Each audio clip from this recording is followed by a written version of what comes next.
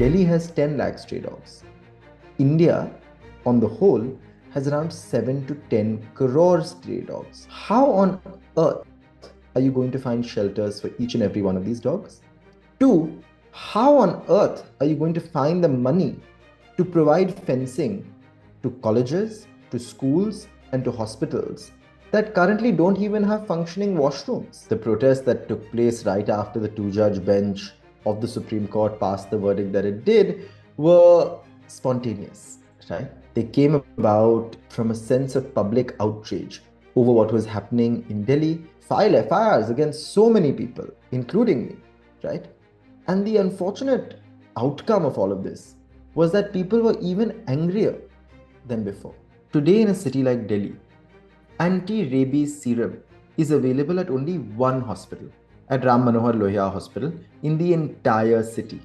There are lines and lines and lines for this serum. Has the Supreme Court ordered any sort of action to be taken on this public health crisis? In the recent sort of pronouncement that was made by this three-judge bench, the opposite side was not even allowed to present their arguments. Some of the country's finest lawyers were present at the hearing. They were not even allowed to speak. What kind of mockery of democracy and of due process is this? Hello and welcome to Indian Express Online. I'm Tista Chowdhury. Recently, the Supreme Court has directed all the states and the union territories to forthwith remove stray dogs from the premises of educational institutions, hospitals, sports complexes, bus stands, and even from the railway stations and relocate them to a designated shelter.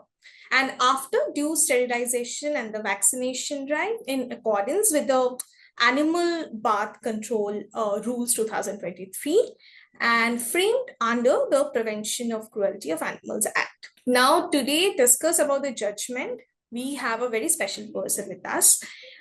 He is a very fresh, young face of NCPSP, the National Spokesperson Anish Gawande. Anish, thank you so much for joining with us.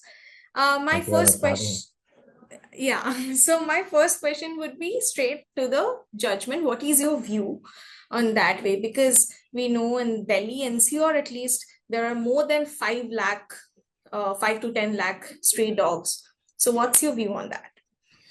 Tista, to begin with, I want to say that this entire dog saga has been a bit of a roller coaster ride ever since the Supreme Court took suo motu cognizance of a stray dog menace in Delhi and issued orders that every single stray dog in Delhi should be picked up and put into a shelter where they had to stay for the rest of their lives, where they could not be adopted, in possibly one of the most impractical solutions to a very real problem that we've seen in many, many years. Thankfully, that two-judge bench, which passed that verdict, was overruled by a three-judge bench that was constituted. That bench ruled that, of course, this is practically impossible to pick up every single stray dog and move them to a shelter, and also goes against the law of the land. We have a very simple, straightforward, scientifically backed policy of vaccinate, sterilize, and release, which is the global standard, which unfortunately our municipal corporations and our municipal bodies have not followed, which has led to the problem that we're seeing today. After that judgment, unfortunately, we saw another order by the court just a few days ago, which bizarrely almost seems to replicate the previous order by the two-judge bench, except it now applies it to the entire country. Now, Delhi has 10 lakh stray dogs. India, on the whole, has around 7 to 10 crore stray dogs. How on earth are you going to find shelters for each and every one of these dogs? Two, how on earth are you going to find the money to provide fencing to colleges, to schools, and to hospitals that currently don't even have functioning washrooms? I think the court, in all of its wisdom, must recognize the practical enforcement of its verdicts and its pronouncements. Because the reality today is that, unfortunately, our government schools do not have roofs over their classrooms, and they don't have blackboards in the classrooms. And you want to put high quality fencing that will keep any and all dogs out. Our government hospitals don't have enough medicines, even at a primary healthcare level, for our population. And you want them to spend their money on building fences instead of supporting patients who are coming to them.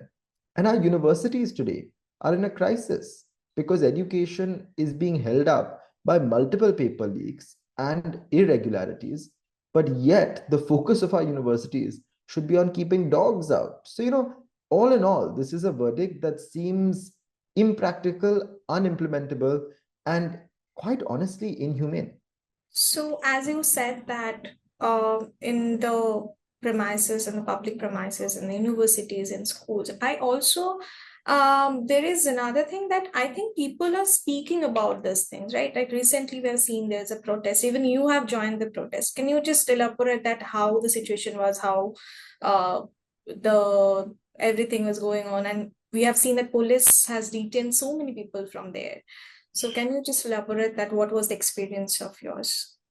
Absolutely. So, Tista, to begin with, the protest that took place right after the two-judge bench of the Supreme Court passed the verdict that it did were spontaneous, right? They came about from a sense of public outrage over what was happening in Delhi. They came about after a sense of outrage over the inhumanity of such a verdict that would leave thousands of dogs dead because there simply wasn't enough place in shelters. And multiple organizations, including yours, highlighted the pitiful condition of these shelters, not only in Delhi, but across the country.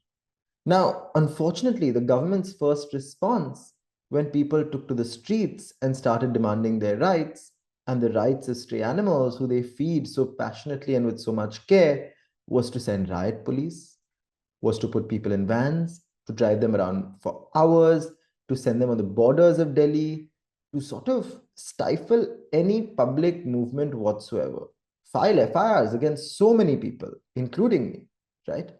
And the unfortunate outcome of all of this was that people were even angrier than before. They were more willing to protest than before, and more people took to the streets. I think the government has to realize that a government is elected to look into the concerns of each and every citizen of this country. And if a citizen who has the fundamental right to protest is taking to the streets out of dissatisfaction, out of anger, it's the government's job to listen. So the thing is that the Supreme Court majorly has expressed concern over the disturbing increase in dog bite incidents and across the country, and also the bench, I think they have directed that stray canines picked up from such premises and shall not be released in the same locality. So majorly it comes from the incidents of biting or rabies. So what's your view on that? Like, is No, this Tista, concern? Tista, of course it's a valid concern. Dog bites are a challenge and a concern. How can any one of us ignore the fact that today dog bites remain a concern across the country? I'm not somebody who denies that dog bites are a concern. But what is the solution? Today, in a city like Delhi, anti-rabies serum is available at only one hospital, at Ram Manohar Lohia Hospital in the entire city. There are lines and lines and lines for this serum.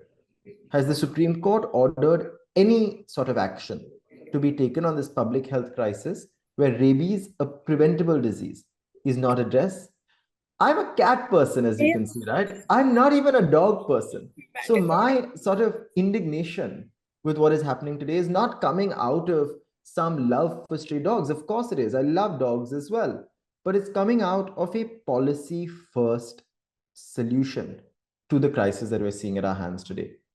And more importantly, I think we have to not only see that anti-rabies vaccines are not sort of available or that serum is not available, we also have to pay attention to the fact that if you take sterilized, vaccinated dogs from universities, from colleges, from schools, from hospitals, from bus stands, and take them to dog shelters, who's going to take their place? Unsterilized, unvaccinated dogs who are not used to human beings. What that will lead to is a much bigger crisis where you will see human animal conflict increase rather than decrease.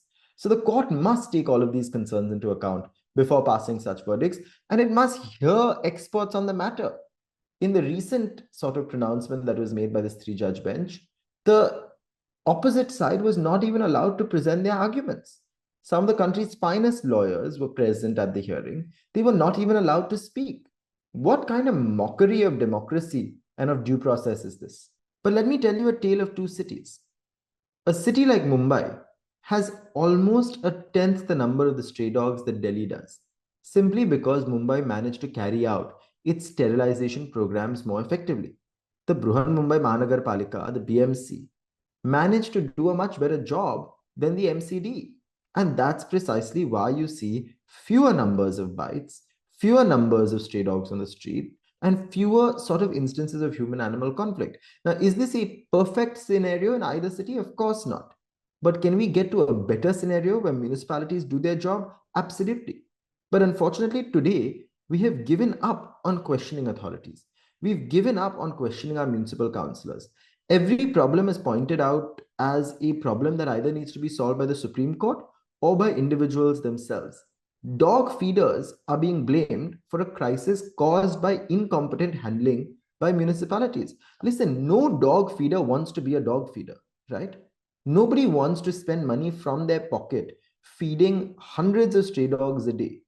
They would be much happier if there were fewer stray dogs. In fact, it is these feeders who are vaccinating these dogs, who are sterilizing these dogs so that there are no puppies that are going to get sort of hit by cars and die on the streets. It is these feeders who are ensuring that stray dog numbers come down instead of go up in residential societies, in colleges and universities. You are antagonizing the only people who are solving the problem when the government has very clearly failed to do anything. And the incompetence of this government and the brazen sort of impunity with which they're getting away with is the problem. And also, I just before the verdict came out, I think there was another hearing where, just as a previous hearing, the Supreme Court also mentioned that the states and the municipalities have not submitted the document or the data about how many dogs, how many dog shelters are there, and how many dogs have been vaccinated till now. So this is also another thing that Supreme Court pointed out. Do you want to say anything about this? I mean, we have a crisis of data in this country. We don't know when air pollution monitors are functioning or not functioning. We don't know when sprinklers are used to ensure that air pollution monitors are tampered with. We don't know how many stray dogs exist on our streets. We don't know what the number of rabies bites in this country is. So we haven't even had a census in the last decade or so, right? So, in such circumstances, when the government is clearly on a war against data, the problem is there can be no scientific policy making. Because unfortunately, without concrete data to back up any solution, we simply have no way of coming up with a solution that actually works. Thank you. Thank you so much, Anish, for joining with us.